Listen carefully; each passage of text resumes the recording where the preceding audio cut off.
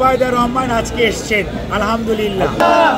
Barrister Zaima Rahman আমেরিকাতে একটি রাজনৈতিক প্রোগ্রামে অংশগ্রহণ করেছেন এবং ইনশাল্লাহ সেই দিন বেশি দূরে নয় যেই দিন ভারপ্রাপ্ত চেয়ারম্যান এই মাঠে এসে যে নেতৃত্ব উনি ব্রিটেনে বসে ইউকেতে বসে দিচ্ছেন, সেই নেতৃত্ব অর্থাৎ শুধু বিএনপির নয়, গণতন্ত্র পুনঃপ্রতিষ্ঠার নেতৃত্ব দেখবেন অল্প কিছুদিনের মধ্যেই হয়তোবা সেই পরিবেশ হয়ে যাবে।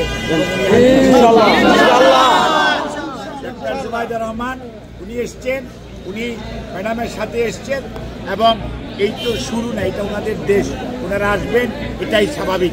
আসতে দেওয়া হয় নাই, সেজন্য আসতে পারে নাই।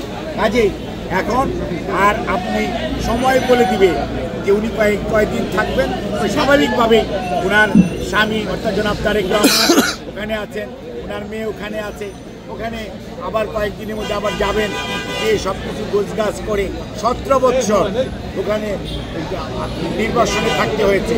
কাজেই সেটাকে গুছিয়ে এবং অতি সহসায় দ্রুতই দেখবেন জনাব তারেক রহমান সহ আবারও দেশে প্রত্যাবর্তন করবে এবং দেশে গণতন্ত্র পুনঃপ্রতিষ্ঠার সংগ্রাম চলছে, অর্থাৎ এটা যে চূড়ান্ত লক্ষ্য, সেই গণতন্ত্র ওই চূড়ান্ত পর্যায়ে নেতৃত্ব দেবেন।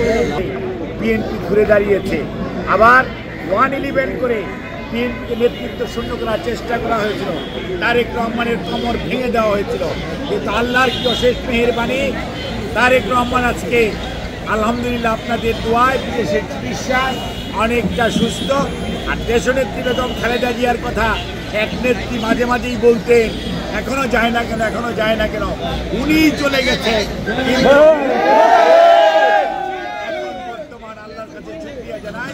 কাজেই মনে রাখবেন, যখনই প্রয়োজন, জাতির প্রয়োজনে বেগম খালেদা জিয়া নেতৃত্ব দিবেন, আর আমাদের নেতা জনাব তারেক রহমানের যে নেতৃত্ব ইনশাল্লাহ আরও সুদৃঢ় হবে।